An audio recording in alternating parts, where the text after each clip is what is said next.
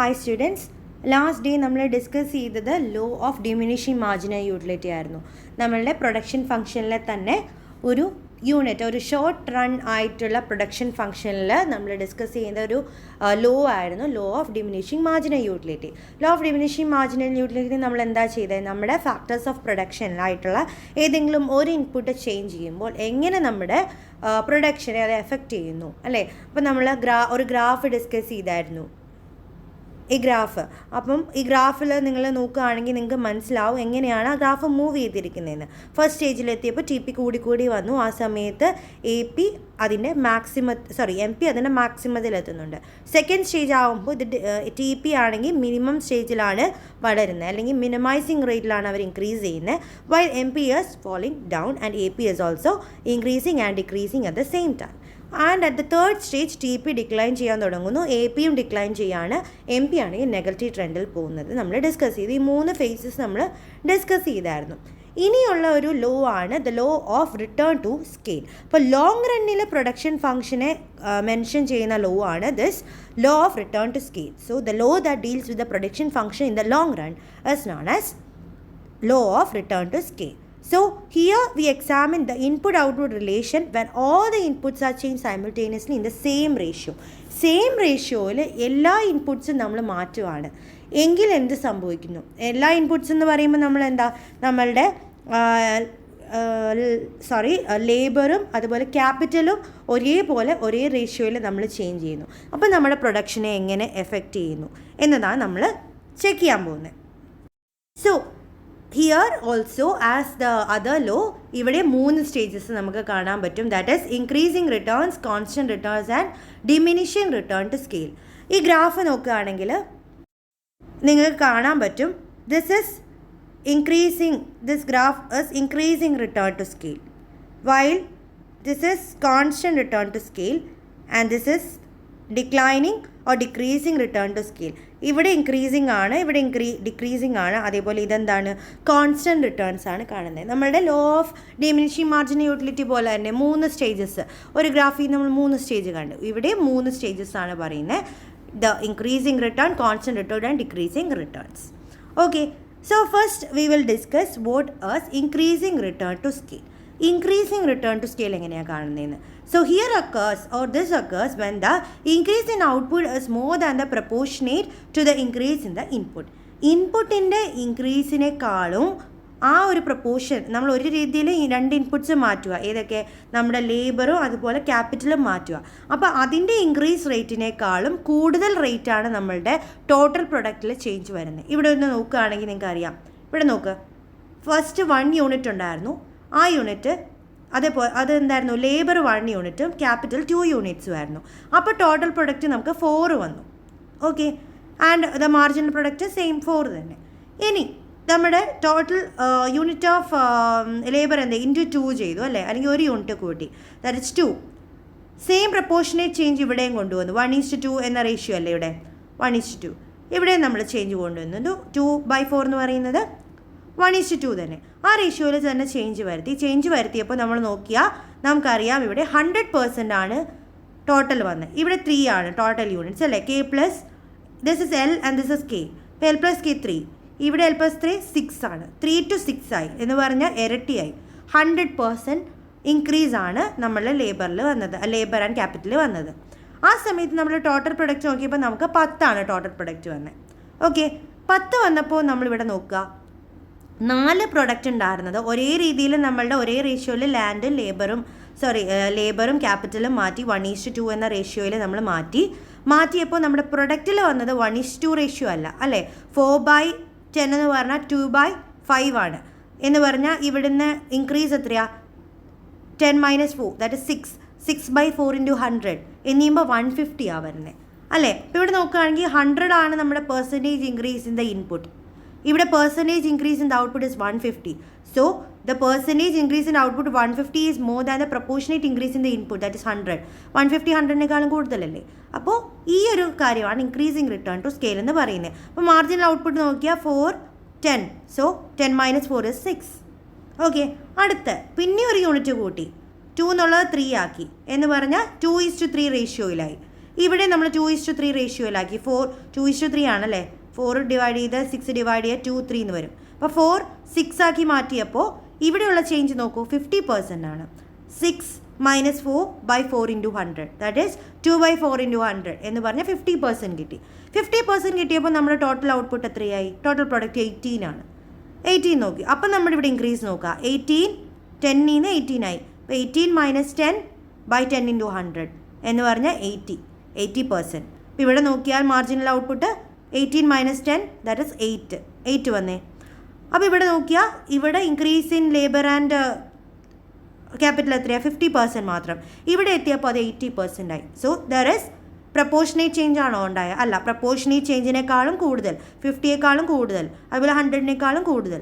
So when the change in the output is more than the proportionate change in the inputs, രണ്ട് ഇൻപുട്ട്സും K and L ഇതിനേക്കാളും കൂടുതൽ വന്നു, 100നേക്കാളും അതുപോലെ 50യേക്കാളും. This is called increasing return to scale. Okay, ഇത് ഒരു സ്റ്റേജാണ്. ഇനി ഇതിന് കാരണം രണ്ടെണ്ണം ഉണ്ട്. That is indivisibility of the fixed input. നമ്മുടെ ഫിക്സഡ് ഇൻപുട്ട്സിനെ, രണ്ട് ഫിക്സഡ് ഇൻപുട്ട്സിനെ നമുക്ക് ചേഞ്ച് ചെയ്യാൻ പറ്റുന്നില്ല, അതുകൊണ്ട് അല്ലെങ്കിൽ ഡിവിസിബിൾ ആക്കാൻ പറ്റുന്നില്ല. അതുകൊണ്ടാണ് നമുക്കിവിടെ ഇൻക്രീസ് ഇൻ ഔട്ട്പുട്ട് ഫേസ് ചെയ്യുന്നത്. ഇവിടെ നോക്കുകയാണെങ്കിൽ നമ്മുടെ ലേബറും ക്യാപിറ്റലും എന്ന് പറയുന്നത് നമുക്ക് ചേഞ്ച് ചെയ്യാം, പക്ഷെ നമുക്ക് ഫിക്സഡ് ആയിട്ടുള്ള ലാൻഡ്, മെഷീനറി ഒക്കെ ഇവിടെയുണ്ട്, അതൊന്നും നമുക്ക് മാറ്റി കളയാൻ പറ്റത്തില്ല. അതുകൊണ്ടാണ് ഇവിടെ നമുക്ക് ഇൻക്രീസിങ് ഔട്ട്പുട്ട് കിട്ടാൻ ഒരു കാരണം. പിന്നെ ഇൻക്രീസ് ഡിവിഷൻ ഓഫ് ലേബർ. എന്നാൽ ലേബർ ഡിവിഷൻ സുഖമാണ്. That is as the input combination has increased, there is more scope for the labor and specialization. That is when there is one worker working in 2 acres of land. ഒരു worker, ഇവിടുത്തെ example നോക്കി, ഒരു worker 2 acre of ലാൻഡിൽ work ചെയ്യുകയാണെങ്കിൽ there is no scope for the division of labour, അല്ലേ? 2 ഏക്കറിൽ ഒരു വർക്കറെ നിൽക്കുന്നുള്ളൂ. But there are 2 workers working in 4 acres of land. 2 worker 4 acres of ലാൻഡിലായാലോ എന്ത് സംഭവിക്കും? ഇൻക്രീസ്ഡ് സ്കോപ്പാണ്, ലേബറും ഔട്ട്പുട്ടും കൂടും. അപ്പം ഇതുകൊണ്ടാണ് നമുക്ക് ഇവിടെ ഔട്ട്പുട്ട് കൂടി വരുന്നത്. 4 10ഉം 10 18ഉമായിട്ട് കൂടാൻ കാരണം ഈ രണ്ടെണ്ണമാണ്. That is increase division of labour and the indivisibility of the fixed inputs. ഇനി സെക്കൻഡ് ഒരു ഫേസ് ആണ്, സ്റ്റേജാണ് ലോ ഓഫ് റിട്ടേൺസിൽ നമ്മൾ പറഞ്ഞ് ഏതായിരുന്നു? Constant return to scale. ഇവിടെ ഗ്രാഫിലെ ഈ straight line constant return to scale, അതിൽ നമ്മൾ പറയുന്നത് എന്താ? When the input combination reaches a certain point there is no further scope for the division of labour.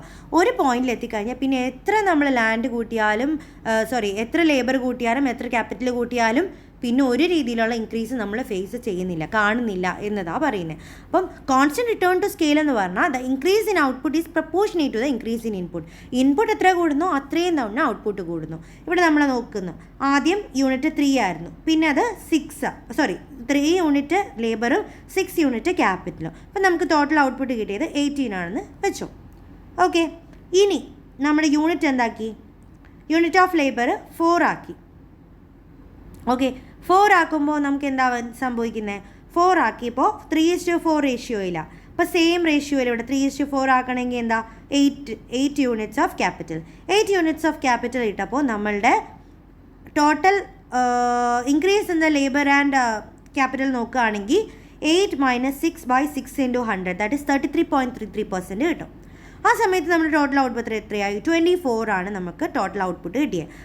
അപ്പോൾ നമ്മൾ ഇവിടെ ഇൻക്രീസ് നോക്കി, 24 - 18 ഡിവൈഡ് ബൈ 18 × 100. അപ്പോൾ നമുക്ക് കിട്ടുന്നത് 33.33% തന്നെ. അപ്പോൾ ഇവിടുത്തെ same, that is increase in the output is equal to the increase in the input.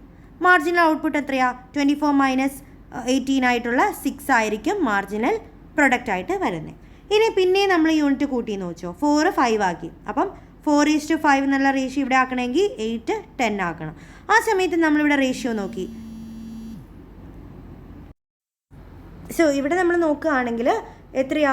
8 എന്നുള്ള യൂണിറ്റ് 10 ആയി. സോ 10 - 8/8 × 100 25% ആണ് നമ്മുടെ increase in labour and capital വരുന്നത്. അപ്പോൾ ടോട്ടൽ ഔട്ട്പുട്ട് ആണെങ്കിൽ 30 കണ്ടു. 30 കണ്ടപ്പോൾ 30 വെച്ചിട്ട് നമ്മൾ ഇൻക്രീസ് 24 നിന്ന് 30 ആകുമ്പോൾ എത്രയാണ് ഇൻക്രീസ് വരുന്നത്?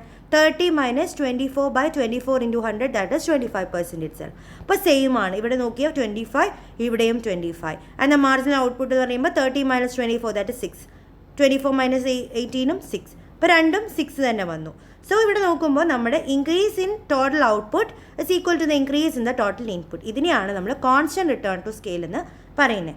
ഇങ്ങനെ ഉണ്ടാവാൻ കാരണമാണ് ഇവിടെ പറഞ്ഞിരിക്കുന്നത്. ചില സമയത്ത് ഇൻപുട്ട് കോമ്പിനേഷൻ എത്രത്തോളം നമ്മൾ കൂട്ടിയാലും ഒരു രീതിയിൽ നമ്മുടെ ഔട്ട്പുട്ടിന് വലിയ വലിയ വ്യത്യാസങ്ങൾ കാണുന്നില്ല. സോ ഇതുകൊണ്ടാണ് കോൺസ്റ്റൻറ്റ് റിട്ടേൺ ടു സ്കെയിൽ ഉണ്ടാവുന്നത്. ഇനി മൂന്നാമത്തെ ഒരു സ്റ്റേജാണ് നമ്മൾ പറഞ്ഞ ഡിമിനിഷിങ് റിട്ടേൺ ടു സ്കെയിൽ എന്ന്. So diminishing return to scale എന്താ പറയുന്നത്? That is the increase in output is less than the proportionate increase in the input.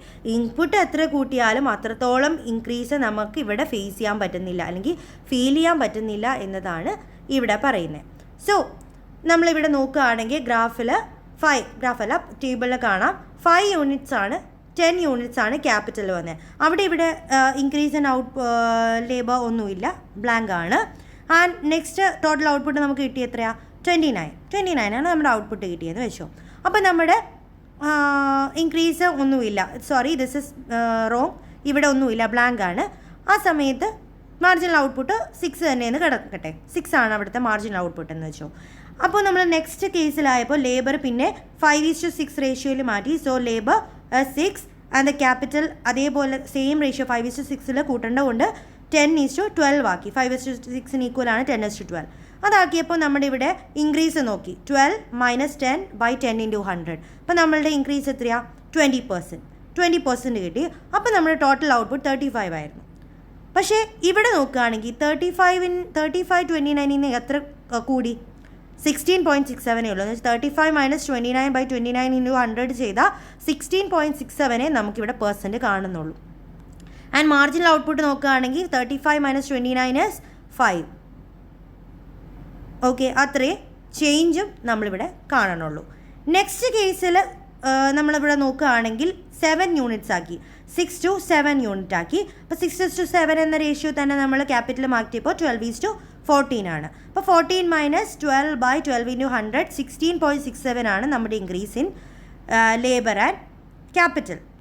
Okay, അപ്പോൾ നമ്മുടെ ഔട്ട്പുട്ട് കിട്ടിയത് 39 ആണ്. അപ്പോൾ 39 - 35/35 × 100 ചെയ്തപ്പോൾ നമ്മളുടെ increase in the total output 11.43 ആയി. അപ്പോൾ കുറഞ്ഞു വന്നു, 16 നിന്ന് 11 ആയിട്ട് കുറഞ്ഞു. ഇവിടെയാണെങ്കിൽ 20 നിന്ന് 16 ആയിട്ട് കുറഞ്ഞു. അപ്പോൾ ഇവിടുത്തെ നമ്മുടെ ഇൻക്രീസ് ഇൻ ഔട്ട്പുട്ട് നോക്കുകയാണെങ്കിൽ 20യേക്കാളും കുറവാണ്, 16നെക്കാളും 17ആണ്. അപ്പോൾ output is less than the input അല്ലേ? Increase in output is less than the proportionate increase in the input. ഈ ഒരു കേസിനെയാണ് നമ്മൾ ഡിമിനിഷിങ് റിട്ടേൺ ടു സ്കെയിൽ എന്ന് പറയുക. അപ്പോൾ ടോട്ടലി നമ്മൾ 3 സ്റ്റേജസാണ് പറഞ്ഞത്. ഇൻക്രീസിങ് റിട്ടേൺ ടു സ്കെയിൽ ഇതിനേക്കാളും ഇവിടെ കൂടി വന്നു ഒരു case. Second equal or constant return to scale the same, ഇവിടെ ഒരുപോലെ വന്നു. And third one diminishing here and here നോക്കുകയാണെങ്കിൽ ഇവിടുത്തത് ഇതിനേക്കാളും കുറഞ്ഞു വന്നു. So these are the 3 return to scale or 3 stages of return to scale. Okay, ഇന്നലത്തെ പോലെ തന്നെ ഇന്ന് നിങ്ങളുടെ അസൈൻമെൻ്റ് ആയിട്ട് വരുന്ന ലോ ഓഫ് റിട്ടേൺ ടു സ്കെയിലാണ്. എന്താണ് law of return to scale എന്ന് എഴുതണം. അതേപോലെ ഈ 3 സ്റ്റേജസ് ഡിമിനിഷിങ് റിട്ടേൺ ടു സ്കെയിലും ഇൻക്രീസിങ് റിട്ടേൺ ടു സ്കെയിലും കോൺസ്റ്റൻറ്റ് റിട്ടേൺ ടു സ്കെയിലും എന്താണ് സംഭവിക്കുക എന്നത് കാര്യവും കൂടെ മെൻഷൻ ചെയ്യണം. Okay, so we are moving on to next one. What is isoquant? ഇനി കുറച്ച് ഒരുപോലെയുള്ള സാധനങ്ങളാണ്. ഐസോകോണ്ട് എന്താണ്, ഐസോകോസ്റ്റ് എന്താണ്, അങ്ങനെയുള്ള കാര്യങ്ങളാണ് ഇനി ഡിസ്കസ് ചെയ്യാൻ പോകുന്നത്. അപ്പോൾ ഐസോകോണ്ട്, ഐസോ എന്ന് പറഞ്ഞാൽ ഇറ്റ് ഈസ് ഈക്വൽ. ഐസോ വേർഡിൻ്റെ അർത്ഥം ഈക്വൽ എന്നാണ്. ക്വാണ്ട് എന്ന് പറഞ്ഞാൽ ക്വാണ്ടിറ്റി. സോ ഈക്വൽ ക്വാണ്ടിറ്റി എന്നാണ് ഐസോകോണ്ടിൻ്റെ meaning. It means same quantity. So an isoquant shows a various combination of 2 factors that will enable a producer to produce a same level of output. 2 inputs നമ്മൾ പഠിച്ചു. ഏതൊക്കെയാണ്? നമ്മുടെ ലേബറും അതുപോലെ ക്യാപിറ്റലും. ലേബറും ക്യാപിറ്റലും പല പല പ്രപ്പോർഷനിൽ എടുത്താൽ ഒരേ രീതിയിൽ ഔട്ട്പുട്ട് കിട്ടുന്നതിനെയാണ് നമ്മൾ ഐസോകോണ്ട് എന്ന് പറയുന്നത്. ഇപ്പോൾ 1 യൂണിറ്റ് ലേബറും 2 യൂണിറ്റ് ക്യാപിറ്റലും യൂസ് ചെയ്താൽ നമുക്ക് 10 ആണ് ഔട്ട്പുട്ട് കിട്ടുന്നതെന്ന് വെച്ചോ. അതിന് പകരം നമ്മൾ 2 യൂണിറ്റ് ഓഫ് ലേബറും 1 യൂണിറ്റ് ഓഫ് ക്യാപിറ്റൽ യൂസ് ചെയ്താലും 10 തന്നെ കിട്ടുന്നു ക്വാണ്ടിറ്റി അല്ലെങ്കിൽ ഔട്ട്പുട്ട് എങ്കിൽ ഇതിനെയാണ് നമ്മൾ ഐസോകോണ്ട് എന്ന് പറയുന്നത്. So the combination of 2 factors that will enable a producer to produce the same level of output is called isoquant. സോ ഇവിടെ നമ്മൾ നോക്കുന്ന നമ്മൾ നേരത്തെ പറഞ്ഞ പോലെ 2 ഇൻപുട്ട്സ് ആണ്. കോബ് ഡൗഗ്ലസ് പ്രൊഡക്ഷൻ ഫംഗ്ഷനിൽ പറഞ്ഞില്ലേ, 2 ഇൻപുട്സ് ആണ് ഏറ്റവും കൂടുതൽ നമ്മുടെ പ്രൊഡക്ഷന് കാരണം. ലാൻഡും ലേബറും ക്യാപിറ്റലും ആണ്. 3%, 30%, 20% എന്ന കോൺസെപ്റ്റിൽ നമ്മൾ പറഞ്ഞിരുന്നു. ഇനി ഈ ഒരു ഐസോകോണിനെ തന്നെ നമുക്ക് otherwise we can call it as isoproduct curve or a product indifference curve or equal product curve എന്ത് വേണമെങ്കിലും പറയാം അല്ലേ. ഔട്ട്പുട്ട് സെയിം ആയിട്ട് വരിക, അതുകൊണ്ടാണ് ഐസോപ്രൊഡക്റ്റ് കർവ് എന്ന് പറയുന്നത്. അതുപോലെ ഈക്വൽ പ്രൊഡക്റ്റ് ആണ്, അത് കർവ് എന്ന് പറയാം. പിന്നെ പ്രൊഡക്റ്റിൽ ഇൻഡിഫറൻസ് ആണ്, ഡിഫറൻസുകളൊന്നുമില്ല. അങ്ങനെയും നമുക്ക് ഐസോകോണിനെ ഡിഫൈൻ ചെയ്യാം. So it is also called product indifference curve, isoproduct curve or equal product curve. ഇതാണ് നമ്മളുടെ ഗ്രാഫ്. ക്യാപിറ്റൽ അതുപോലെ ലേബർ, നമ്മുടെ 2 ഇൻപുട്സ് ആണ് ലേബറും ക്യാപിറ്റലും. ഇത് രണ്ടും കൂടി മാർക്ക് ചെയ്തു. എന്നിട്ട് ഓരോ യൂണിറ്റ്സ് എടുത്ത് നോക്കി. 12 യൂണിറ്റ് ക്യാപിറ്റലും 1 യൂണിറ്റ് ലേബറും എടുത്തു. അപ്പോൾ നമ്മളുടെ ഔട്ട്പുട്ട് ഇതാണ്. ഓക്കെ, സോ നെക്സ്റ്റ് നമ്മൾ 8 യൂണിറ്റ് ഓഫ് ക്യാപിറ്റലും 2 യൂണിറ്റ് ഓഫ് ക്യാപിറ്റലും യൂസ് ചെയ്തു. അപ്പോൾ നമ്മുടെ യൂണിറ്റ് ഔട്ട്പുട്ട് ഇതാണ്. നെക്സ്റ്റ് 5 യൂണിറ്റ്സ് ഓഫ് ക്യാപിറ്റലും 3 യൂണിറ്റ്സ് ഓഫ് ലേബർ ഉപയോഗിച്ചു. Output is C. And 3 units of labor capital and 4 units of labor is taken, D. And 2 units of capital and 5 units of labor is used, E. ഇവിടെ A, B, C, D and E ഈ എല്ലാ പോയിൻറ്റ്സിലും നമുക്ക് output കിട്ടിയിരിക്കുന്നത് 100 എന്നാണ്. 12 units of ക്യാപിറ്റലും 1 unit of labour എടുത്തപ്പോൾ 100 കിട്ടി. അതേപോലെ 8 യൂണിറ്റ്സ് ഓഫ് ക്യാപിറ്റലും 2 യൂണിറ്റ്സ് ഓഫ് ലേബർ എടുത്തപ്പോഴും 100 കിട്ടി. ഏതെടുത്താലും, ഇതെടുത്താലും A, B, C, D or E എടുത്താലും നമ്മുടെ ഔട്ട്പുട്ട് 100 എന്ന് കിട്ടിയെങ്കിൽ ഈ ഒരു കർവിനെയാണ് നമ്മൾ ഐസോകോൺ കർവ് എന്ന് പറയുന്നത്. ഈ ഒരു കർവ് എപ്പോഴും ഈ ഒരു ഡയറക്ഷനിൽ തന്നെയായിരിക്കും പോവുക. ഒരിക്കലും ഇത് ഫൈനലി ഇവിടെ വന്ന് ടച്ച് ചെയ്യത്തില്ല, നമ്മുടെ എക്സ് ആക്സിസിലേക്ക് ഇത് ടച്ച് ചെയ്യത്തില്ല. അത് നിങ്ങൾ ശ്രദ്ധിച്ചോണം. ഈ ഗ്രാഫ് വരയ്ക്കുമ്പോൾ ജസ്റ്റ് ഇങ്ങനെ വരയ്ക്കാൻ പാടുള്ളൂ. അതുപോലെ ഓരോ പോയിൻറ്റ്സ് നമ്മൾ ഇങ്ങനെ മാർക്ക് ചെയ്തും കൊടുക്കണം. Okay, like this. And you want to write the final quantity I2 is equal to 100. ഇതാണ് ഐസോകോൺ കർവ് എന്ന് പറയുന്നത്. Here the 2 units are different combination അല്ലേ. 12, 1, 8, 2, then 5, 3, 4, 2, 5 എന്നാൽ പല കോമ്പിനേഷനിലാണ് നമ്മുടെ ക്യാപിറ്റൽ ലേബർ എടുത്തത്. എന്നാൽ എപ്പോഴും നമ്മുടെ ഔട്ട്പുട്ട് 100 ആയിട്ട് വന്നു. ഇതിനെയാണ് ഐസോകോൺ കർവ് എന്ന് പറയുന്നത്. ഇങ്ങനെ നമ്മൾ പലത് വെച്ച് ഐസോകോൺ കർവ്സ് വരച്ചു വെച്ചാൽ, so this is A diagram for the separate ഐസോകോൺ curve showing different output. ഓരോ പ്രാവശ്യം ഓരോ ഔട്ട്പുട്ടാണ്. ഇതൊരു ഐസോകോൺ കർവ്. ഇവിടെ നോക്കുക, ഇങ്ങനെയല്ലേ കർവ് ഇരിക്കുന്നത്. അതുപോലെ വേറൊരു കർവ് വരയ്ക്കുന്നു. അതാണ് ഇവിടെ കാണുന്ന 3 കർവ്സ്. 3 ഔട്ട്പുട്ടായിരിക്കും അല്ലേ. ഇവിടെ 10Kയും 2L ആണ്, 2Kയും 8L ആണ് എടുത്തിരിക്കുന്നത്. വ്യത്യാസമുണ്ട്. അപ്പോൾ കിട്ടിയതാണ് നമ്മളുടെ ഈ ഒരു കർവ്. ഇവിടെ ആവുമ്പോൾ 10Kയും വേറെ ആയിരിക്കും L. ഇവിടെയും 2K ആയിരിക്കും. 2K അല്ലല്ലോ, കൂടുതൽ K ആയിരിക്കും. വ്യത്യാസമാണ്. അപ്പോൾ പല രീതിയിലാണ് ഈ ഗ്രാഫിൻ്റെ പോയിൻറ്റ്സ് വരിക. അപ്പോൾ അങ്ങനെയുള്ള കർവ്സ് ഇവിടെ കാണിച്ചിരിക്കുക. പല ക്വാണ്ടിറ്റി തന്നിരിക്കുന്ന ഗ്രാഫ്സിനെയാണ് ഇവിടെ മാർക്ക് ചെയ്തിരിക്കുന്നത്. ഫസ്റ്റിൽ നമ്മളിവിടെ മാർക്ക് ചെയ്തിരിക്കുന്ന 10ഉം 2ഉം 8ഉം വെച്ചിട്ടുള്ള ക്വാണ്ടിറ്റി എത്ര? 5 ആണ്. പിന്നെ ഇതിനേക്കാളും കൂടുതൽ യൂണിറ്റ്സ് എടുത്തിട്ടായിരിക്കും, അതാണ് 15. പിന്നെയും യൂണിറ്റ്സ് മാറ്റി എടുക്കുമ്പോൾ, പക്ഷേ ഒരേ കോമ്പിനേഷൻ എടുക്കുമ്പോൾ ക്വാണ്ടിറ്റി എല്ലാം 25 രീതിയിൽ വരാം. ഇവിടെ 10 എന്നുള്ള ഇങ്ങനെ വരാം. വേറെ ക്വാണ്ടിറ്റി ഇങ്ങനെ എടുത്താലും 5 കിട്ടും, ഇങ്ങനെ എടുത്താലും 5 കിട്ടും, ഇങ്ങനെ എടുത്താലും 5 കിട്ടും. പലതെടുത്താലും 5 തന്നെ കിട്ടും. ഇങ്ങനെ എടുത്താലും ഒക്കെ 5 ആണ് കിട്ടുക. തിരിച്ച് മറ്റേതിലും അതേപോലെ. അപ്പോൾ ഇത് ഒരു പല ഔട്ട്പുട്ട് കാണിക്കുന്ന ഐസോകോൺ കർവ്സിനെ ഒരുമിച്ച് ഡയഗ്രാം വരച്ചിരിക്കുക. അപ്പോൾ നമ്മൾ ശ്രദ്ധിക്കേണ്ടതെന്ന് വെച്ചാൽ എല്ലാ ഡയഗ്രാം ഇങ്ങനെയാണ് വന്നിരിക്കുന്നത് അല്ലേ. തമ്മി ഒരു ഈക്വൽ ഡിസ്റ്റൻസ് മെയിൻറ്റെയിൻ ചെയ്തിട്ട് മാത്രമേ ഓരോ കർവ്സ് ഇതുപോലെ വരത്തുള്ളൂ. 2 ഐസോകോൺ കർവ്സ് ഡോണ്ട് ഇൻ്റർസെക്റ്റ്. 2 എണ്ണം ഇൻ്റർസെക്റ്റ് ചെയ്യത്തില്ല ഒരിക്കലും. അതേപോലെ 2ൻ്റെയും അറ്റങ്ങൾ ഒരിക്കലും എക്സ് ആക്സിസിലേക്കോ വൈ ആക്സിസിലേക്കോ വന്ന് മുട്ടുകയും ഇല്ല. പിന്നെ ഇത് എപ്പോഴും ഈ ഒരു സ്ട്രക്ചറിൽ തന്നെ ആയിരിക്കും. ഇതൊക്കെയാണ് ഐസോകോണിൻ്റെ പ്രത്യേകതകൾ. സോ ഈ ഐസോകോൺ കർവ്സിൻ്റെ ഈ ഒരു സ്ട്രക്ചറിന് കാരണമായിട്ടുള്ള ഒരു റീസണാണ് this marginal rate of technical substitution. ഈ ഒരു കൺസെപ്റ്റ് കാരണമാണ് ഐസോകോൺ കർവ്സ് ഉണ്ടാവുന്നതെന്നാണ് പറയുക. So this is a theory, economic theory, that illustrate the rate at which one factor must decrease so that the same level of productivity can be maintained when another factor is increase. ഇവിടെ നോക്കുകയാണെങ്കിൽ ഇവിടെ ഒരു factor 10 ആയിരുന്നു, അപ്പോൾ മറ്റേ factor എത്രയാണ്? 2 ആണ്. ഇവിടെ ഈ ഫാക്ടർ കുറഞ്ഞു, 2 ആയി. 10 to 2 ആയപ്പോൾ മറ്റേ ഫാക്ടർ എന്താ കൂടുകയല്ലേ ചെയ്തത്, 2 8 ആയി. ഈ ഒരു കാരണത്തിനെയാണ് നമ്മളിവിടെ marginal rate of technical substitution എന്ന് പറയുന്നത്. One factor must decrease so that same level of output can be maintain when other factors increase. ഒന്ന് കുറയുമ്പോൾ ഒന്ന് കൂടിയാൽ മാത്രമേ നമുക്ക് സെയിം ലെവൽ ഓഫ് ഔട്ട്പുട്ട് അല്ലെങ്കിൽ പ്രൊഡക്ടിവിറ്റി മെയിൻറ്റെയിൻ ചെയ്യാൻ പറ്റൂ. ഈ തിയറിയാണ് നമ്മൾ marginal rate of technical substitution എന്ന് പറയുന്നത്. ഇതിൻ്റെ ഇക്വേഷനാണ് ഇവിടെ പറഞ്ഞിരിക്കുന്നത്. Marginal rate of technical substitution L and K, that is labour and capital is equal to delta K by delta L. Minus ഇല്ല കേട്ടോ ഇവിടെ, sorry, delta K by delta L, that is M P L by M P K.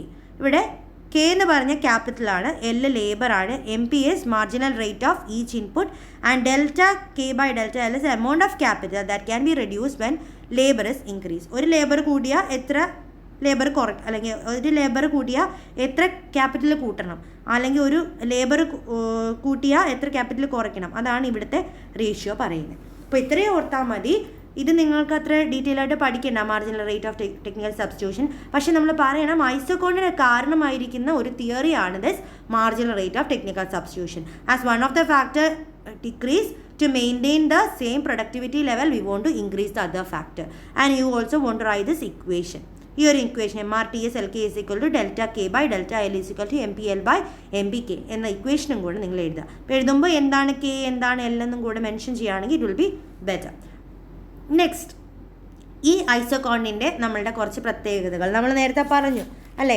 ഇതൊരിക്കലും എന്താ രണ്ട് ഐസോകോൺസ് തമ്മിൽ clash ആവത്തില്ല അല്ലേ. ഇങ്ങനെ ഒരു കർവും ഇത് തിരിച്ച് ഇതിൻ്റെ മേലെ കൂടെ ക്രോസ് ചെയ്ത് വരാൻ പാടില്ല. അപ്പോൾ അതൊക്കെയാണ് നമ്മുടെ പ്രോപ്പർട്ടീസ് ആയിട്ട് പറഞ്ഞിരിക്കുന്നത്. First one is it slopes. Isoquant slope downward from left to right. എപ്പോഴും നമ്മൾ കാണുമ്പോൾ ഗ്രാഫിൽ എങ്ങനെയാണ്, ലെഫ്റ്റ് സൈഡിൻ്റെ റൈറ്റിൽ നിന്ന് ലെഫ്റ്റ് ടോപ്പിൽ നിന്ന് റൈറ്റിലേക്ക് ഇങ്ങനെയാണ് സ്ലോപ്പ് ചെയ്തിരിക്കുന്നത്. ഓൾവേസ് ഇറ്റ് ഇസ് ഇങ്ങനെ സ്ലോപ്പ് ചെയ്താൽ നമ്മൾ സ്ലോപ്പ് എടുക്കുകയാണെങ്കിൽ always it will be a negative slope. Negative സ്ലോപ്പാണ് വരുന്നത്. നെഗറ്റീവ് സ്ലോപ്പ് എന്ന് പറഞ്ഞാൽ if a quantity of one input is decrease another must increase അല്ലേ. ഒരെണ്ണം ഈ മാർജിൻ സബ്സ്റ്റിറ്റ്യൂഷനിൽ പറഞ്ഞിരിക്കുന്ന കാര്യം, ഒന്ന് കുറയുമ്പോൾ മറ്റേത് കൂടണം. അത് തന്നെയാണ് ഈ സ്ലോപ്പിൽ കാണിക്കുന്നത്. When one of the factor increase another factor is decreasing അല്ലേ. ഇവിടെ ഡിക്രീസ് ചെയ്യുമ്പോൾ ഇവിടെ ഇൻക്രീസ് ചെയ്തുകൊണ്ടിരിക്കുക. അതാണ് ഈ ഗ്രാഫ് കാണിച്ചു തരുന്നത്. Okay, so the rate at which one factor is substituted by another factor to get the same ഔട്ട്പുട്ടിനെയാണ് നമ്മൾ നേരത്തെ പറഞ്ഞ marginal rate of technical substitution എന്ന് പറയുന്നത്. ഓക്കെ, സോ നെക്സ്റ്റ് പ്രോപ്പർട്ടിയാണ് കോൺവെക്സ് ടു ഒറിജിൻ. നമ്മൾ ഈ ഗ്രാഫ് നോക്കുകയാണെങ്കിൽ എങ്ങനെയായിരിക്കുന്നത്, കോൺവെക്സ് ആണ് അല്ലേ.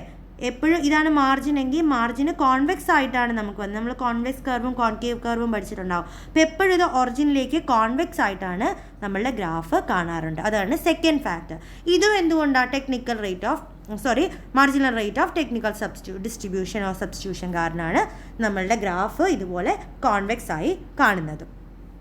And the third property is the two ഐസോകോൺ never intersect. രണ്ട് ഐസോകോണ്ട് ഒരിക്കലും ഇൻ്റർസെക്റ്റ് ചെയ്യാൻ പറ്റത്തില്ല. ഇൻ്റർസെക്റ്റ് ചെയ്താൽ എന്താ, ഒരിടത്ത് ഒരു യൂണിറ്റ് 50 യൂണിറ്റും അടുത്ത് 60 യൂണിറ്റ്സും ആണെന്ന് വെച്ചോ.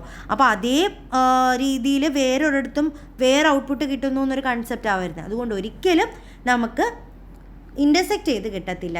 എപ്പോഴും രണ്ട് കോമ്പിനേഷൻ രണ്ട് ഔട്ട്പുട്ടേ തരുള്ളൂ. രണ്ട് കോമ്പിനേഷൻ എടുത്താൽ രണ്ട് ഔട്ട്പുട്ട്സേ തരാൻ പറ്റുള്ളൂ. അതുകൊണ്ടാണ് ഇവിടെ ഇൻ്റർസെക്റ്റ് ചെയ്യാത്തത്. So this is about ഐസോകോണ്ട്. അപ്പോൾ ഐസോകോണ്ട് എന്താണ് എന്നിപ്പോൾ മനസ്സിലായില്ല. ഐസോകോണ്ട് എന്ന് പറഞ്ഞാൽ it is A graph or it is the various combination of two factors which enable a producer to produce at a same level of output in which the inputs are labor and capital. ഇതിനെ വേറെ പേരുകളാണ് ഇവിടെ നമ്മൾ പറഞ്ഞത്. അതിൻ്റെ ഗ്രാഫാണ് ഇവിടെ പറഞ്ഞത്. എന്തൊക്കെയാണോ, it slopes from left to right, then it is always convex in nature, the two isoquants never intersect. എല്ലാം ഈക്വലി ആണ്, പാരലലായിട്ടേ പോകത്തുള്ളൂ, രണ്ടെണ്ണം ഒരുമിച്ചാവത്തില്ല. ഇതിനൊക്കെ കാരണം എന്താ, marginal rate of technical substitution ആണ്. ഒരു ഫാക്ടർ കൂടുമ്പോൾ അടുത്ത ഫാക്ടർ കുറയുകയാണ് for maintaining the level of production. So this is called isoquant. ഇതിൻ്റെ ഗ്രാഫും നിങ്ങൾ വരയ്ക്കണം. ഐസോകോൺ കർവിൻ്റെ ഗ്രാഫും വരയ്ക്കണം. അതിനൊരു എക്സാമ്പിളും കൂടെ നിങ്ങൾ എഴുതണം. ഓക്കെ, എക്സാമ്പിൾ നിങ്ങൾ നോക്കിയിട്ട് ഐസോകോണ്ടിന് അനുസരിച്ചുള്ള ലേബർ കൂടി അല്ലെങ്കിൽ ഒരു ക്യാപിറ്റൽ കൂട്ടുമ്പോൾ ലേബർ എത്ര കൂടി, അപ്പം അത് തിരിച്ചു വരുമ്പോൾ എങ്ങനെ ഔട്ട്പുട്ട് ഈക്വൽ ആയിട്ട് വരുന്നു എന്നുള്ള കാണിച്ചിട്ട് ഒരു ഗ്രാഫ്, ഒരു ടേബിളും വരയ്ക്കണം. അതിനനുസരിച്ചുള്ളൊരു ചാർട്ടും ഗ്രാഫും കൂടെ വരയ്ക്കുക. ആ ടേബിളിൽ പറഞ്ഞിരിക്കുന്ന ക്വാണ്ടിറ്റീസ് എന്താണോ, ഇപ്പോൾ ക്യാപിറ്റൽ 1 എന്ന് പറഞ്ഞു, ലേബർ 12 എന്ന് പറഞ്ഞെങ്കിൽ അതിനനുസരിച്ച് തന്നെ നമ്മൾ ഗ്രാഫ് വരച്ച് വേണം നിങ്ങളിടാൻ. So the next one is isocost line. അടുത്തതാണ് ഐസോകോസ്റ്റ് കർവ് എന്ന് പറഞ്ഞാൽ. So what is isocost line? It is the combination of labor and capital that a firm can buy with a given amount of money. നമുക്കുള്ള പൈസ വെച്ചിട്ട് ഇതൊക്കെ രീതി നമ്മൾ labour and ക്യാപിറ്റലിനെ use ചെയ്യും. ഈക്വൽ കോസ്റ്റ് വരുന്നു, നമ്മുടെ കോസ്റ്റ് ഓഫ് പ്രൊഡക്ഷൻ ഈക്വൽ ആയിട്ട് വരും. മറ്റേതിൽ എന്തായിരുന്നു, ഔട്ട്പുട്ട് ഈക്വൽ ആയിട്ട് വരുന്ന കോമ്പിനേഷൻ ഓഫ് ഇൻപുട്സ് ആണ്. Where here is the combination of input giving the same amount of money to buy, അല്ലെങ്കിൽ നമ്മളുടെ അതിൻ്റെ കോസ്റ്റ് ഈക്വൽ ആയിട്ട് വരുന്നത്. ഫോർ എക്സാമ്പിൾ ഇവിടെ നോക്കുക, A unit of labour and capital cost 6,000 each. ഒരു യൂണിറ്റ് ലേബറിനാണെങ്കിൽ ഒരു യൂണിറ്റ് ക്യാപിറ്റലാണെങ്കിൽ 6,000 രൂപയാണ്. അപ്പോൾ നമ്മൾ 30 ക്യാപിറ്റലും 30 ലേബർ ഉപയോഗിച്ചു. അപ്പോൾ നമ്മുടെ ടോട്ടൽ കോസ്റ്റ് എന്താ, 6,000 × 30, ദാറ്റ് ഈസ് 1,80,000, ആൻഡ് 6,000 × 30 1,80,000, ടോട്ടൽ എത്രയാ, 60,000 വന്നു. ഓക്കെ, 3,60,000 വന്നു. Next, if we employ 10K and 50L, നമ്മൾ എന്താ 30Kക്ക് പകരം 10K എടുത്തുള്ളൂ. പക്ഷേ നേരത്തെ പറഞ്ഞ പോലെ ഒന്ന് കുറച്ചാൽ മറ്റേത് കൂട്ടണം അല്ലേ. 30 എന്നുള്ളത് 50L ആക്കിയപ്പോൾ ടോട്ടൽ കോസ്റ്റ് എത്രയായി, 10 × 6,000 60,000, and 50 × 6,000 3 lakh. So here also the total become 3,60,000. അപ്പോൾ ഇവിടെ കോസ്റ്റ്, നമ്മൾ എംപ്ലോയ് ചെയ്യുന്ന കോസ്റ്റ് ചിലവാണ് 3,60,000 രണ്ട് കേസിലും വന്നത്. പക്ഷേ ആ സമയത്ത് രണ്ട് രീതിയിലാണ് നമ്മൾ യൂണിറ്റ് ഉപയോഗിച്ചിരിക്കുന്നത്. ഒരിടത്ത് നമ്മൾ ക്യാപിറ്റൽ കൂടുതലും ലേബർ കുറവുമാണ്, പിന്നെ ക്യാപിറ്റൽ കുറച്ചപ്പോൾ ലേബർ കൂട്ടി. ഓക്കെ, അങ്ങനെ നമുക്ക് ഈക്വൽ കോസ്റ്റിൽ നിർത്താം. ഇങ്ങനെയുള്ളതിനെയാണ് നമ്മൾ ഐസോകോസ്റ്റ് എന്ന് പറയുന്നത്. So it is A combination of capital as well as labor in which the firm can buy a given amount of money which can be bought by the firm at a certain amount of money. So അതിൻ്റെ graph ഇവിടെ പറഞ്ഞിരിക്കുന്നത്. മറ്റേതിൻ്റെ graph എങ്ങനെയായിരുന്നു, ഇങ്ങനെ വന്നാൽ ഇങ്ങനെയാണ് isoquant. പക്ഷേ ഐസോകോസ്റ്റിൻ്റെ it will intersect both the lines അല്ലേ, ഇവിടെയും ക്രോസ് ചെയ്ത് വരുന്നുണ്ട്. So they meet each other. ഇവിടെ നമ്മൾ ക്യാപിറ്റൽ വൈ ആക്സിസിലും ലേബർ എക്സ് ആക്സിസിലും വരച്ചു. എന്നിട്ട് നമ്മൾ പല യൂണിറ്റ് എടുത്തു, 30Kയും 30Lഉം എടുത്തു. ഇവിടുത്തെ എക്സാമ്പിൾ പോട്ടെ അല്ലേ, 30Kയും 30Lഉം എടുത്തു. L means labour and K means capital. Another time we reduce the capital to 10ഉം എടുത്തു, where we increase the labour to 50. ഇങ്ങനെ എടുത്തപ്പോഴും നമുക്ക് എത്രയാ കോസ്റ്റ് വന്നേ, 3,30,000. രണ്ട് പോയിന്റിലും 3,30,000 വന്നു. അതിന് പകരം നമ്മൾ ഇവിടെ എടുക്കുക, 40 എടുത്തു, 20 എടുത്തോ, 40Kയും 20Lഉം എടുത്താൽ നമുക്ക് 3,60,000 വരും. 50യും 10ഉം എടുത്താലും എന്ത് പറ്റും, 3,60,000 വരും. 20യും 40 എടുത്താലും 3,60,000 വരും. ഇങ്ങനെയുള്ള എല്ലാ പോയിൻറ്റ്സും ഇവിടെ ഉള്ള പോയിൻറ്റ്സും നമ്മൾ ജോയിൻ ചെയ്യുമ്പോൾ വരുന്ന സ്ട്രെയിറ്റ് ലൈനെയാണ് നമ്മൾ ഐസോകോസ്റ്റ് ലൈൻ എന്ന് പറയുന്നത്. നമ്മുടെ ഐസോകോണ്ട് ഒരു കേർവ് ആയിരുന്നു, പക്ഷേ ഐസോകോസ്റ്റ് ലൈനാണ്, because it is a straight line. While isoquant എന്താ, ഒരു കേർവിൻ്റെ ഷേപ്പിലായിരുന്നു. So the combination of 2 factors like the K and L that cost the same to employ, cost same ആ 3,60,000 തന്നെ. ഇതിനെയാണ് നമ്മൾ ഐസോകോസ്റ്റ് എന്ന് പറയുന്നത്. ഓക്കെ, അപ്പോൾ ഐസോകോണ്ട് എന്താണ്, ഐസോകോസ്റ്റ് എന്താണെന്നാണ് നമ്മളിപ്പോൾ ഡിസ്കസ് ചെയ്തത്. Next one is least cost input combination. Least cost input combination അല്ലേ. ഇപ്പോൾ നമ്മൾ ഐസോകോസ്റ്റ് പറഞ്ഞു, ഐസോകോണ്ട് പറഞ്ഞു ഇല്ലേ, ഐസോകോണ്ടും ഐസോകോസ്റ്റും പറഞ്ഞു. ഇത് isoquant, while the straight line is isocost line. Isoquant കർവും ഐസോകോസ്റ്റ് ലൈനും പറഞ്ഞു. ഇനി നമ്മൾ പഠിക്കുന്ന ഇതിനെ രണ്ടിനെയും കൂടെ കോമ്പിനേഷനായിട്ട് ചെയ്യുമ്പോഴാണ് നമുക്ക് ലീസ്റ്റ് കോസ്റ്റിൽ ഇൻപുട്ട് കമ്പൈൻ ചെയ്യാൻ പറ്റുന്നത്. ഏറ്റവും കുറഞ്ഞ കോസ്റ്റിൽ എങ്ങനെ ഇൻപുട്ട് എടുക്കുമെന്ന് അത് ഇത് രണ്ടും കൂടെ കമ്പൈൻ ചെയ്തെടുക്കുക. So, it refers to a firm producing the largest volume of output from a given cost and producing a given level of output with the minimum cost and the factors are combined in an optimum way. നമ്മുടെ factors ആയിട്ടുള്ള കെയും എല്ലും ക്യാപിറ്റലും ലേബറും ഒരു കോമ്പിനേഷനിൽ എടുത്തിട്ട് നമ്മൾ minimum കോസ്റ്റിൽ production ചെയ്യുകയാണെങ്കിൽ അതിനെയാണ് ലീസ്റ്റ് കോസ്റ്റ് ഇൻപുട്ട് കോമ്പിനേഷൻ എന്ന് പറയാം. അപ്പോൾ ഇത് സംഭവിക്കണമെങ്കിൽ നമ്മൾ നോക്കേണ്ട കാര്യം എന്ന് പറഞ്ഞാൽ ഐസോകോസ്റ്റ് ലൈനും ഹിയർ ഇറ്റ് ഇസ് ഐസോകോണ്ട് ആണ്. ഐസോകോണ്ട് കർവും ഐസോകോസ്റ്റ് ലൈനും എന്തായിരിക്കണം, ടാൻജൻ്റ് ആയിട്ട് ആക്ട് ചെയ്യണം. Okay, that is the isocost line is tangent to the isoquant curve. Isoquant curve ഇങ്ങനെയാണ്. ടാൻജൻ്റ് എന്ന് പറഞ്ഞാൽ കർവിൻ്റെ ഒരു പോയിന്റിലേക്ക്, കർവിൻ്റെ ആ മിനിമം പോയിന്റ് ഇല്ലേ, ആ മിനിമം പോയിന്റിലേക്ക് ഇങ്ങനെ ഒരു ലൈൻ വരയ്ക്കുകയാണെങ്കിൽ അതിനെയാണ് നമ്മൾ ഇപ്പം ഐസോകോണ്ട് ഇങ്ങനെയാണെന്ന് വെച്ചോ, ഗ്രാഫിൽ ഐസോകോണ്ട് ഇറ്റ്സ് ലൈക്ക് ദിസ് അല്ലേ. അപ്പം ഈ പോയിന്റിനെ സ്ട്രെയിറ്റ് ആയിട്ട് നമ്മളിവിടെ ഒരു ലൈൻ വരയ്ക്കുകയാണ്. അപ്പോൾ ഇതിനെയാണ് ടാൻജൻ്റ് എന്ന് പറയുന്നത്. ഇങ്ങനെ ഒരു ലൈനിനെയാണ് നമ്മൾ ടാൻജൻ്റ് എന്ന് പറയുന്നത്. ഈ പോയിന്റിനെയാണ് നമ്മൾ ലീസ്റ്റ് കോസ്റ്റ് കോമ്പിനേഷൻ എന്ന് പറയുന്നത്. The point where the isoquant and isocost meet together. Okay, so അതിനെയാണ് നമ്മൾ ലീസ്റ്റ് കോസ്റ്റ് ഇൻപുട്ട് കോമ്പിനേഷൻ എന്ന് പറയുന്നത്. ഇവിടെ ഒരു ഡയഗ്രാം കാണിക്കും, അപ്പോൾ നിങ്ങൾക്ക് മനസ്സിലാവും. This is the diagram. അപ്പോൾ ഇതിൽ നിങ്ങൾക്ക് കാണാം, ഇത് ക്യാപിറ്റലാണ്. Okay, this is labour, 2 unit. ഇത് y ആക്സിസും ഇത് x ആക്സിസുമാണ്. അപ്പോൾ ഇവിടെ നിങ്ങൾ നോക്കുകയാണെങ്കിൽ നമ്മൾ ഐസോകോൺ കർവ്സ് കാണുന്നുണ്ട് ഇല്ലേ. ഐസോകോൺ കർവാണ് ഈ ഒരു കർവ്. ഇങ്ങനെ ഒരു കർവ് നിങ്ങൾ കാണുന്നുണ്ട്, ഇതാണ് ഐസോകോൺ കർവ്. എന്നാൽ ഇതൊക്കെ എന്താ ഐസോകോസ്റ്റ് ലൈൻസ് ആണ് അല്ലേ. ഇതിലെ എല്ലാ പോയിൻറ്റ്സും R ആണെങ്കിലും S ആണെങ്കിലും Q, L, P ഇതെല്ലാം തരുന്നത് ഒരേ രീതിയിലുള്ള ഔട്ട്പുട്ട് ആയിരിക്കും. ഈ എല്ലാ പോയിൻറ്റ്സ് തന്നെ ഒരേ രീതിയിലുള്ള ഔട്ട്പുട്ട് ആയിരിക്കും. എന്നാൽ ഇതിലുള്ള എല്ലാ പോയിൻറ്റ്സും തരുന്നത് ഒരേ രീതിയിലുള്ള കോസ്റ്റ് ആയിരിക്കും. അപ്പം നമ്മൾ നോക്കുക, ഇവിടെ ഏത് പോയിന്റിലാണ് രണ്ടും കൂടെ മീറ്റ് ചെയ്യുന്നത്? ഐസോകോൺ കർവും ഐസോകോസ്റ്റ് ലൈനും കൂടെ മീറ്റ് ചെയ്യുന്ന ഒരു പോയിൻ്റാണ് ഈ Q അല്ലേ. അപ്പോൾ ഇതാണ് ലീസ്റ്റ് കോസ്റ്റ് കോമ്പിനേഷൻ. അപ്പോൾ ഈ ഒരു കോസ്റ്റിലുള്ള ക്യാപിറ്റലും ഈ ഒരു പോയിന്റിൽ തന്നെയുള്ള ലേബറും ആയിരിക്കും നമുക്ക് ലീസ്റ്റ് കോസ്റ്റ് കോമ്പിനേഷനിൽ പ്രൊഡക്ഷനെ സഹായിക്കുന്നത്. Okay, so this is the graph showing the least cost combination of inputs. This is the isoquant and this is the isocost line intersecting. So here the isocost line acts as a tangent to the isoquant curve. അല്ല, ഐസോകോൺ കർവിന് tangent ആയിട്ടാണ് ഇത് നിൽക്കുന്നത്. Tangent means അതിൻ്റെ കർവിനെ touch ചെയ്യുന്ന പോയിന്റിൽ. അപ്പം അങ്ങനെ ഒരു പൊസിഷൻ എത്തുമ്പോൾ ഉള്ള quantity of inputs like capital and labor is called least cost combination of inputs. Okay, so with this we can end today's class. Next classൽ നമുക്ക് എക്കണോമിക്സ് ഓഫ് സ്കെയിലും അതുപോലെ പ്രൈസിങ്ങും ഡിസ്കസ് ചെയ്യാം. അപ്പം ഈ ഒരു ഭാഗം എന്ന് പറയുന്നത് ഇച്ചിരി ഡിഫിക്കൽട്ട് ആയിട്ടുള്ളതാണ് അല്ലേ. നിങ്ങൾക്ക് ക്യാപിറ്റൽ ഈ ഒരു least cost combination, least cost input combination എങ്ങനെയാണെന്ന് പഠിക്കണം. അപ്പോൾ ഇവിടെ നമ്മൾ പറഞ്ഞു occurs when the slope of the isoquant is equal to the slope of the isoquant curve or isoquant curve is tangent to isoquant curve. ഇങ്ങനെയുള്ള combination നമ്മൾ ഐസോകോസ്റ്റ് input combination എന്ന് പറയുക. അപ്പോൾ ഇതിന് മുമ്പ് നമ്മൾ എന്താണ് ഐസോകോസ്റ്റ് എന്നും അതുപോലെ എന്താണ് ഐസോകോണ്ട് എന്നും പഠിക്കണം. അതിൻ്റെ തന്നെ പല ഗ്രാഫുകളും പഠിക്കണം. അപ്പോൾ നിങ്ങൾ ഇന്ന് അസൈൻമെൻ്റ് ആയിട്ട് എഴുതണം. നമ്മൾ ആദ്യം പറഞ്ഞു നമ്മുടെ law of return to scale എഴുതണം. അതിനുശേഷം നമ്മളുടെ ഐസോകോൺ കർവ്, ഐസോകോസ്റ്റ് കർവ്, അതുപോലെ ലീസ്റ്റ് കോസ്റ്റ് കോമ്പിനേഷൻ കർവ്, ഇത്രയും കാര്യങ്ങൾ എഴുതുക. ഓക്കെ, സോ ഇതിൽ എന്തെങ്കിലും ഡൗട്ട് ഉണ്ടെങ്കിൽ നിങ്ങൾ ചോദിക്കണം. പിന്നെ ഈ ഐസോകോണ്ടും ഐസോകോസ്റ്റും എഴുതുമ്പോൾ ഏതൊക്കെ യൂണിറ്റുകളാണ് അതിന് വേണ്ടിയിട്ടുള്ള ഒരു എക്സാമ്പിൾ ടേബിളും കൂടെ പ്രിപ്പയർ ചെയ്യണം. Okay, so with this we can end today's class. Thank you.